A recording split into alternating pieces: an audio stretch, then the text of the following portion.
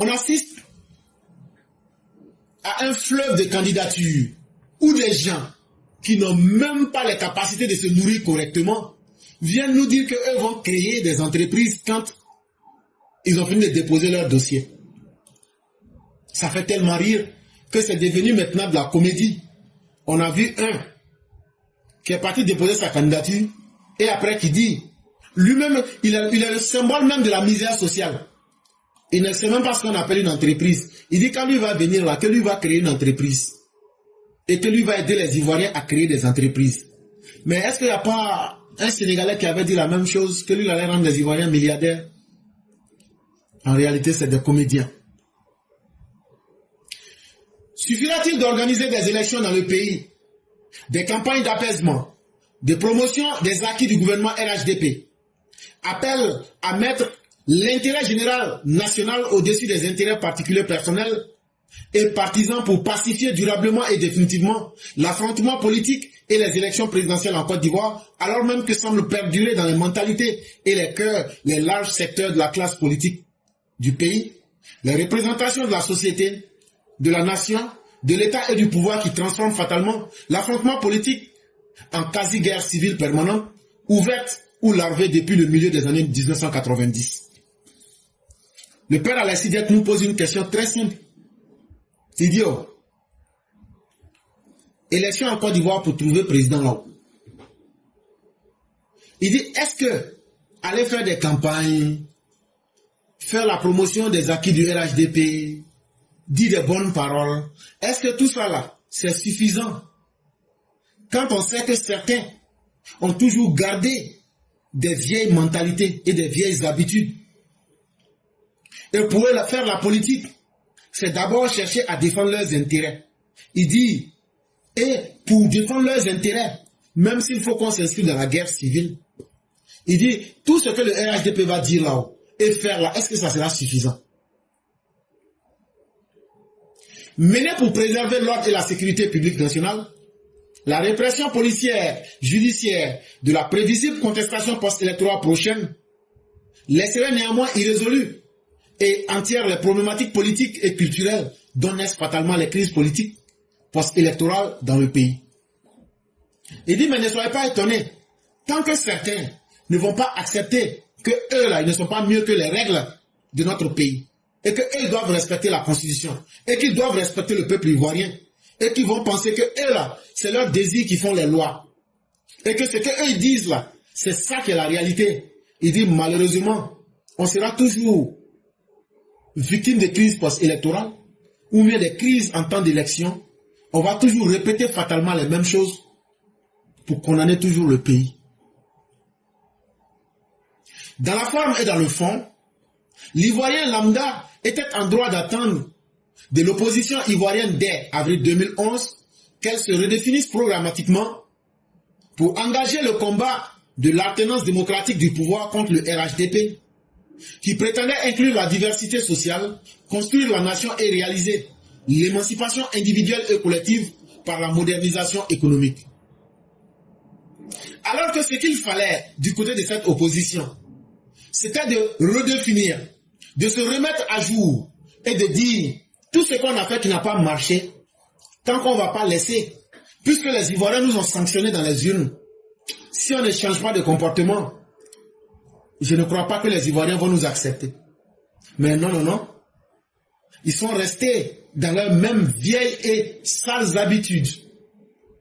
Et ils se sont même renforcés dans ce comportement-là, sans être capables d'être une opposition sérieuse, une opposition qui a un langage argumenté, et une opposition qui peut dire quelque chose aux Ivoiriens pour qu'on dise vraiment cette opposition est sérieuse. Non. En lieu et place de l'habitude et mortifère logique insurrectionnelle ethno-nationaliste, les Ivoiriens attendaient des forces d'opposition ivoiriennes des propositions d'alternatives économiques, sociales et politiques à l'opposé au gouvernement RHDP. On n'a pas dit que le RHDP n'a pas travaillé. On n'a pas dit que le RHDP c'est qu'ils font un mauvais. Mais si on avait eu une opposition qui avait abandonné ses vieux réflexes mortifères, ces vieux réflexes insurrectionnels, ces vieux réflexes tribalistes, et qu'il s'était dit, en tant qu'opposition, Nous allons créer des modèles économiques, expliquer ça aux Ivoiriens. On va dire et faire la promotion de la paix. Et on va montrer une politique véritable pour discréditer la gestion RHDP. Cette opposition aurait eu son mérite. On sait que cet espoir de redéfinition programmatique et sociétale de l'affrontement politique ivoirien, à partir du tournant de décembre 2010, a été largement déçu. Mais malheureusement, notre opposition n'a pas eu le courage et l'intelligence de s'inscrire dans cette capacité de faire son aggiornamiento. Ça veut dire qu'ils n'ont pas réussi à faire leur propre mise à jour. On sait, comme on le constate, au recyclage des vieilles thématiques, des vieux éléments de langage de l'ethno-nationalisme en 2025.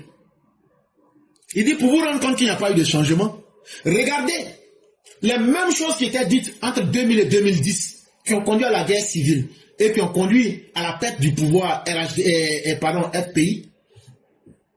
En 2025, on se retrouve encore avec les mêmes éléments de langage. Nous sommes les vrais enfants du pays. C'est nous, on est les enfants du pays. Vous là, vous n'êtes pas des Ivoiriens. C'est comme si, et en même temps, on retrouve les mêmes méthodes. Si vous faites là, c'est la violence. On va vous brûler, on va faire ceci. Parce qu'ils avaient l'habitude d'enflammer les hommes avec l'article 125. Il dit, bon, quand tu regardes des gens comme ça qui n'ont pas changé, ils ont conservé les mêmes vieilles pratiques du populisme. Aujourd'hui, c'est eux qui mentent. Quand on prend les VAR, c'est qu'eux disaient qu'ils n'aiment pas hier. Aujourd'hui, ils disent qu'ils aiment ça. Ce qu'ils disaient qu'ils aimaient hier, ils disent aujourd'hui qu'ils n'aiment pas ça. C'est eux qui s'inscrivent dans l'oligarchie. Ils ont des petits groupes d'intérêt. Et là, tant qu'eux ne sont pas satisfaits là, tant que l'argent de la Côte d'Ivoire, on ne fait pas ça comme biberon pour mettre dans leur bouche là, les Ivoiriens ne doivent pas respirer. Et c'est eux qui prennent la xénophobie, le tribalisme, comme une identité propre à eux-mêmes, pour dire, ah non, il faut que nous les gens du matriarcat là, on ne va pas se lever. Non, non, non, c'est nous les gens de l'Ouest là, c'est nous les vrais Ivoiriens.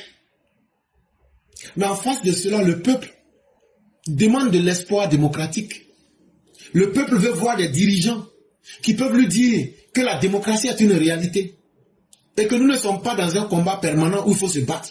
Encore, si vous aviez les capacités de pouvoir vaincre celui qui est en face de vous. Le charisme de l'homme d'État n'étant pas transmissible, l'après Ouattara risque d'ouvrir à nouveau dans le pays les portes de l'apocalypse après une vingtaine d'années de progrès économique et de stabilité politique, comme l'après Félix Houphouët-Boigny, en ouvrir après une quarantaine d'années de stabilité politique et de progrès économique, si rien n'est fait jusqu'en 2030, pour que ce changement des mentalités et dans les cœurs de la classe politique, les germes de la discorde, du chaos, qui nourrissent les divisions internes et crises politiques. Alors, à la vérité, il faut dire cette vérité-là aux gens du RHDP. Vous vous êtes beaucoup amusé avec la justice. Vous vous êtes beaucoup amusé avec les médias. Si vous ne faites pas attention pour apporter plus de rigueur et dans la pratique de la justice, et dans la diffusion même des médias, l'accès des gens aux médias publics, malheureusement, vous n'aurez rien fait pour aider. Le chaos que la Côte d'Ivoire a connu, après plus de 40 ans de gestion du PDCI, là, ça sera le même chaos que la Côte d'Ivoire va connaître. Parce que encourager des mauvaises habitudes, ce n'est pas celui qui a les mauvaises habitudes qu'il faut accuser. C'est celui qui avait le pouvoir et la possibilité d'empêcher. Mettez les malfaiteurs en prison. Mais montrez aux malfaiteurs que leurs limites sont leurs limites. Et que la loi est au-dessus de tous. Ne peut pas passer à la télévision d'audience publique n'importe qui. Il faut d'abord vérifier la moralité et le passé des uns et des autres avant de les faire passer à la télévision publique. Mais malheureusement, cela n'a pas été fait. Si les mêmes comportements restent comme ça jusqu'en 2030, alors là, le président Ouattara, quand bien même qu'il a réussi économiquement, quand bien même qu'il a réussi à stabiliser le pays, quand bien même qu'il a réussi politiquement, il va laisser en héritage la culture du désordre, la culture du chaos. Parce que ceux qui sont les représentants de ce chaos-là, les anarcho-gauchistes, vont dire, nous n'avons pas eu ce qu'il fallait en face pour nous contraindre à éviter nos comportements, et donc nous allons toujours utiliser. Ils sont convaincus que c'est ce qui explique pourquoi eux doivent être en politique en Côte d'Ivoire, alors que ce n'est pas normal. Car le changement social est nécessaire, et même nécessairement conditionné par la mise en place d'une nouvelle institution d'intégration, par la création d'une nouvelle conscience individuelle et collective qui le rendent possible. Et cela ne peut pas se faire si nous ne changeons pas nos manières en matière de justice, En matière même d'accès aux médias publics, le RHDP a échoué. En matière de communication, le RHDP est lamentable. Ça là, si vous ne changez pas là, ce sont les pires ennemis contre notre nation que vous allez laisser. Et vous serez obligé d'assumer les conséquences. Il y a eu des légèretés en matière de justice. Il y a eu des légèretés quand ce sont des miliciens et des anciens criminels qui viennent faire la morale sur la télévision publique et qui disent des contre-vérités et puis ils s'en vont. C'est une faillite morale qu'on instaure dans la conscience publique. Quand on laisse des individus être convaincus que c'est par la violence qu'eux vont convaincre les Ivoiriens et que cela passe comme une lettre à la poste, c'est que c'est le RHDP qui sera responsable de tout le chaos social auquel nous allons assister. Parce que le pouvoir n'est pas quelque chose qui se donne à moitié. Le pouvoir, c'est dans son entièreté. Et le RHDP doit être capable de jouer pleinement son rôle. Et la rigueur de la loi doit s'appliquer à tous les niveaux. Vous vous amusez avec ces personnes. Mais ces personnes, si elles avaient le pouvoir que vous aviez, vous ne serez pas vivants. Ils vous auraient neutralisé sur champ, illico presto. Mais vous avez les instruments du droit. Et avec ça, vous jouez. J'ai vu la question qui a été posée au ministre Adjoumani. Pourquoi Gbagbo n'est pas en prison? Il était gêné. Parce que la réponse qu'il a donnée n'était pas une réponse qui était valable. Et c'est totalement normal. Il n'est pas le ministre de la Justice. Mais Laurent Gbagbo ne devrait pas être dehors. Mais Laurent Gbagbo est dehors par la miséricorde du président qui lui a accordé une grâce présidentielle. Mais si Laurent Gbagbo n'était pas un criminel, il aurait pu refuser aussi cette grâce présidentielle. Et donc aujourd'hui, les mêmes vieilles mentalités, le FPI, PPACI, PDCI et tout ce que vous connaissez d'opposition en Côte d'Ivoire, ils s'en vont s'asseoir. Qu'est-ce qu'on peut faire pour brouiller les pistes? On a essayé de salir la CEI, mais ça n'a pas marché. Donc, comme la CEI, les lois du pays permettent que tout le monde aille déposer ses candidatures, allons déposer, nous tous, nos candidatures. Disons-nous à des villageois. Quand je dis villageois, c'est pas pour me moquer. Je veux dire des gens qui sont vraiment lamentables, d'aller déposer leur candidature. S'il y a 200 candidatures, et qu'on dit, toutes les 200 candidatures, dit qu'elles se sont unies contre Ouattara, on va dire, mais 200 candidats contre une personne. Mais là où vous vous trompez, c'est que l'après Félix Houphouët-Boigny, là, de 2013, de 1993 jusqu'en 2011, là, vous n'avez pas travaillé, vous n'avez rien fait. Et ce que la société ivoirienne retient de vous, c'est que vous avez fait couler notre société. Et donc là, des inutiles qui se mettent ensemble, ce n'est que pour distraire la masse. Entre-temps, les 15 années de travail du RHDP, c'est plus que les 51 ans de la gestion de Félix Houphouët-Boigny en 1960 jusqu'en 2011. Donc vous ne pourrez pas tromper quelqu'un sur ce schéma. Si on veut transformer en termes de qualité durable notre société ivoirienne, il faudrait que vous qui êtes nos dirigeants, vous puissiez être rigoureux dans les lois et dans leur application. Convaincus d'être chacun l'unique dépositaire de la légitimité, nos prétendants à l'exercice du pouvoir suprême déposent tous successivement leur candidature à la présidentielle d'octobre 2025 dans un mouvement convergent, comparable à un amoncellement sinistre de cumulonimbus dans le ciel d'une cité. Et donc ne soyez pas surpris. Chacun se dit, moi, je peux être président en Côte d'Ivoire. C'est à croire qu'il n'y a pas de loi. Et chacun va déposer sa candidature. Jusque-là, ça ne paraît pas encore mauvais. Mais ne vous trompez pas. C'est comme des nuages qu'on est en train d'accumuler dans le ciel. On appelle ça des cumulonimbus. On accumule ça dans le ciel. Et chacun fait semblant de dire qu'il n'a rien. Les uns y vont, indifférents à leur statut judiciaire de repris de justice. Les autres, sans pour autant avoir justifié leur candidature par le préalable démocratique du programme et des projets de société. Il y a des gens qui savent qu'eux, ils sont en porte-à-faux avec la loi, comme Laurent Gbagbo, mais il dit, je m'en vais déposer. Parce qu'on ne sait jamais. Je m'en vais déposer pour provoquer les institutions. Je ne reconnais pas la décision de justice qui m'a condamné, mais j'attends la décision de la Cour constitutionnelle Cette Cour constitutionnelle qui est elle-même un démembrement de l'appareil judiciaire. Donc je m'en fous de la justice, mais en même temps je demande à la justice de me mettre dans mon droit. Je chie sur la décision de justice qui me condamne et qui fait que je ne peux pas être candidat. Et je m'en vais confier mon sort à la même justice. Et c'est la femme de Laurent Gbagbo qui nous le dit, que maintenant c'est Madame Chantal que eux regardent. D'autres n'ont pas été de bons citoyens, comme Tidiam Thiam. De suite là, j'étais sur le site, et c'est tellement difficile de faire parler à un homme le langage humain. La nouvelle version qu'ils ont dans leur bouche, on n'a pas besoin d'être électeur pour être éligible en Côte d'Ivoire. Et quand ils disent ça, ils sont tellement limités dans leur pensée, c'est l'article 17 du code électoral qu'ils prennent. Et ils lisent l'article 17. Mais ils ne savent pas que l'article 17 là est un élément d'un chapitre global qui est divisé en 3 parties. Il y a l'éligibilité, l'inéligibilité et puis l'incompatibilité. L'article 17 dit tout électeur peut faire acte de candidature aux élections organisées par le code électoral présent sous réserve des conditions particulières fixées par chacune d'elles.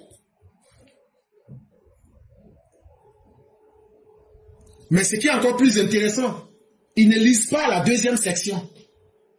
Le cas d'inéligibilité. Qui peut ne pas être éligible? Qui peut ne pas être candidat et puis avoir accès à être élu? Ils ne disent pas ça aux gens. Et là-bas, quand j'ai répété devant eux, j'ai dit, expliquez, ils n'ont pas pu expliquer. Pourtant, c'est simple. L'article 18 dit ceci. Tout électeur qui se trouve dans l'un des cas d'inéligibilité prévus dans les dispositions particulières relatives aux élections organisées par le présent code électoral ne peut faire acte de candidature. Que toute personne, même si tu es électeur là, mais qu'il se trouve que tu veux te faire élire, tu ne pourras pas te faire élire parce qu'il y a des dispositions particulières. Dans l'élection où tu vas là, on va regarder aussi d'autres segments du droit en rapport avec ce que tu veux faire et en rapport avec le code électoral. Et donc là, si on constate que tu as violé une des dispositions, tu ne peux pas être candidat. Très simple. Si on constate que ton nom a été retiré sur la liste électorale, tu ne peux plus être candidat. Parce que tu violes le code électoral. Si on constate aussi que l'article 48 de la Constitution, tu ne la respectes pas, tu seras retiré. Si on constate aussi d'autres défaillances, cela va t'empêcher.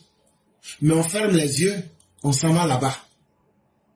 Mais pour la grande majorité, ce qui est encore plus pitoyable, c'est que les gens vont déposer leur candidature, ils n'ont pas de programme, ils n'ont pas de projet de société, ils n'ont qu'une seule certitude, une certitude qui est très subjective, qui n'a aucun lien avec la réalité. C'est qu'ils se disent, moi je représente la réalité du pouvoir politique. Je suis légitime. J'ai la certitude que je vais obtenir la majorité des suffrages dans les urnes. Même si c'est dans ma tête, je vais me convaincre de cela. Je vais contester les résultats des urnes avec ma conviction personnelle. Et là, ce que ça nous donne en termes de résultats, c'est qu'on est dans un écosystème politique partisan qui mobilise depuis un quart de siècle ces hommes providentiels investis de pouvoirs démiurgiques et d'une légitimité préconçue, ces intelligences organiques, ces propagandistes, ces apologues, ces hagiographes, ces activistes des réseaux sociaux et ces militants fanatisés dans des batailles mortifères de tranchées qui tiennent lieu de campagne électorale, de foires d'empoigne personnelle et passionnelle, où la stigmatisation, la propension à mobiliser des discours identitaires pour disqualifier l'adversaire prédominant, le spectacle tragicomique désespérant où l'invective, le dénigrement, la diffamation, la culture de la personnalité et l'autoproclamation repousse la remise en question, l'argumentation, l'explication, le débat d'idées, la réflexion, l'analyse conceptuelle, la critique des déclarations, le débat public, la reddition démocratique des comptes et des responsabilités. Et donc on se retrouve dans un environnement où ça devient comme une mare d'eau qui est infestée de canailles. On y voit à peu près de tout. Chacun se crée dans son propre monde. Chacun est dans sa propre vérité. On oublie la Côte d'Ivoire. Chacun pense que c'est lui qui a été investi par Dieu. Et que sans lui, là, il n'y a pas de légitimité en Côte d'Ivoire. Et que c'est lui qui est le plus intelligent. Et donc chacun crée ce groupe de propagandistes.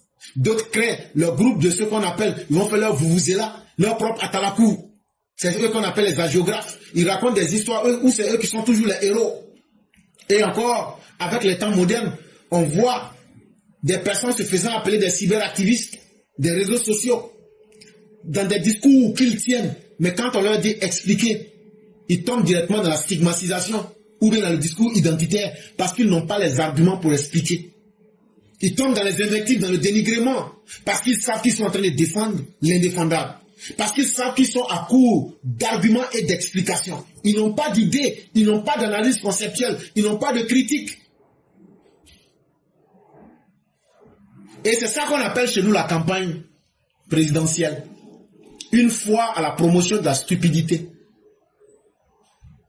Et puisqu'on aura préparé tous les esprits à cela, est-ce qu'il faut être surpris du chaos que cela va entraîner? Cette disposition mentale et cet habitus s'appelle de l'auto-légitimation autocratique, de l'irresponsabilité politique profondément enracinée.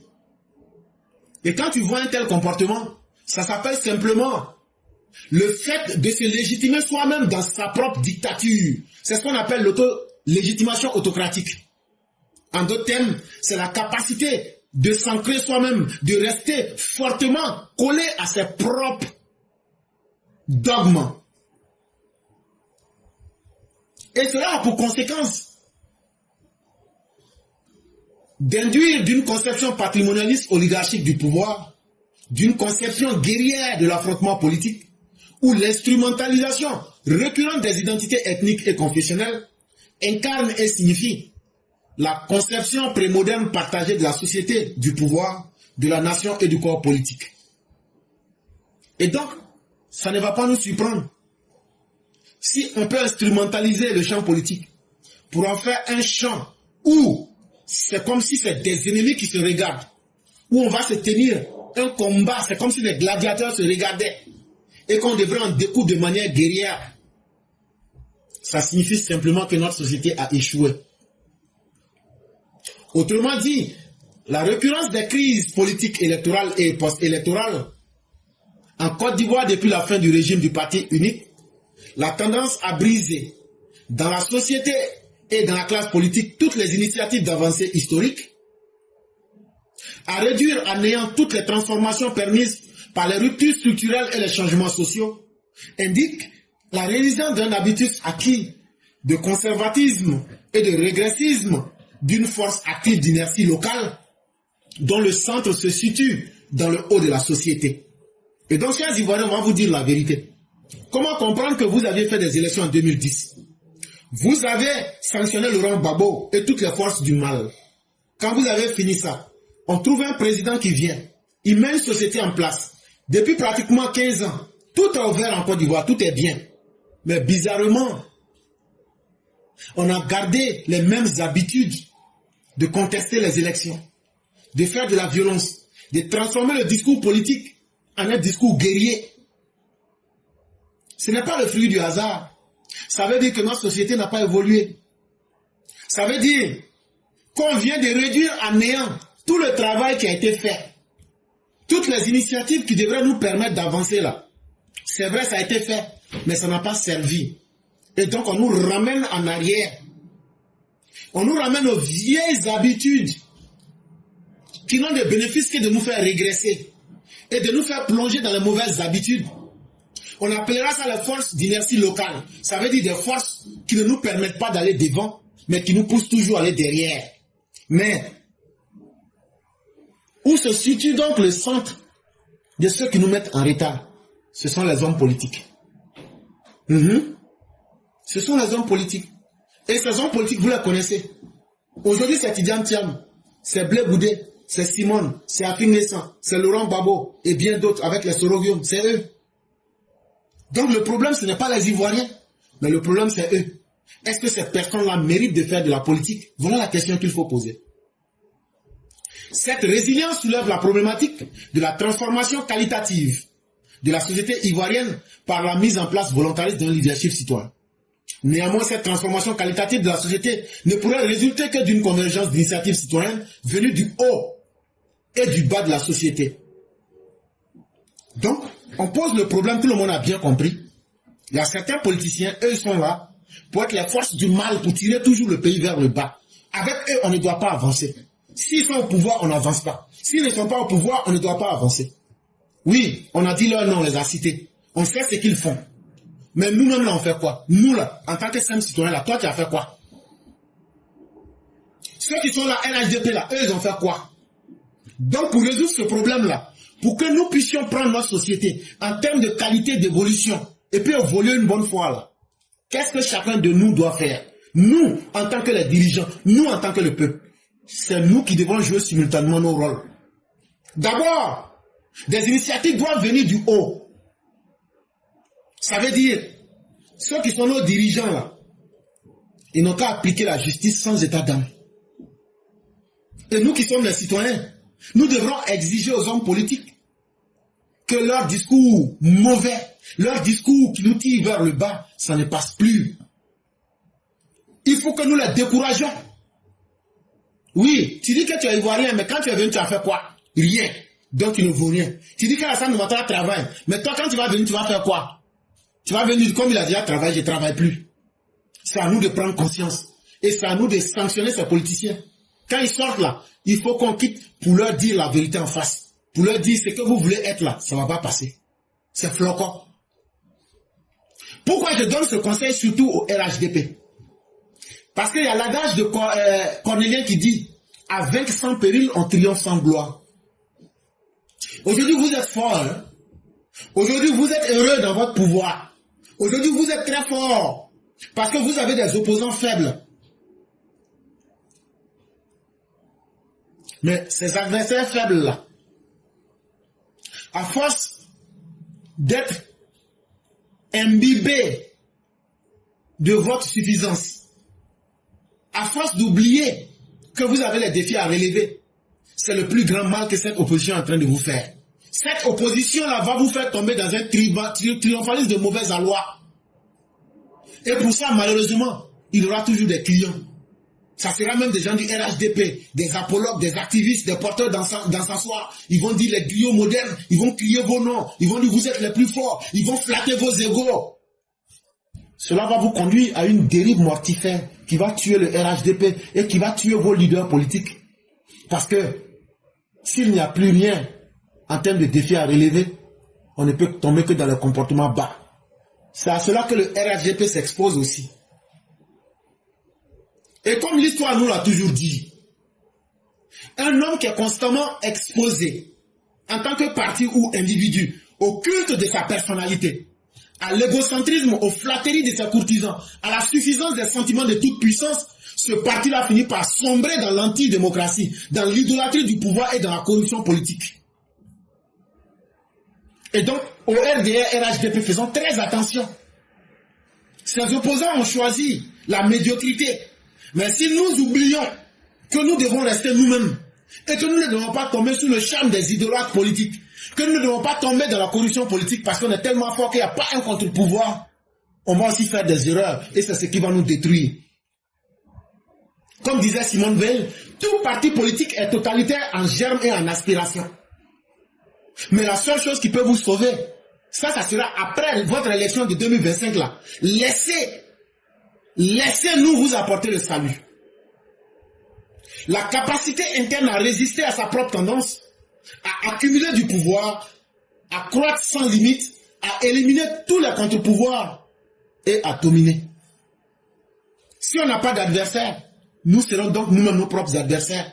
Laissez le libre choix à ceux qui sont des libres penseurs de critiquer notre gestion, comme nous l'avons fait. Et que nous allons continuer de faire pour devenir plus grands. Parce que cette opposition, on ne peut plus compter là-dessus. Ils sont perdus à jamais. Mais ne prenons pas le risque de nous auto-légitimer dans la corruption politique, de nous auto-légitimer dans l'antidémocratie, de nous auto-légitimer dans l'idolâtrie du pouvoir. Si on le fait et qu'on glisse sur ce terrain-là, on va tomber dans la faiblesse et dans l'impuissance parce qu'il n'y a plus de contre-pouvoir. Et on va devenir un pouvoir totalitaire et on va s'auto-détruire nous-mêmes.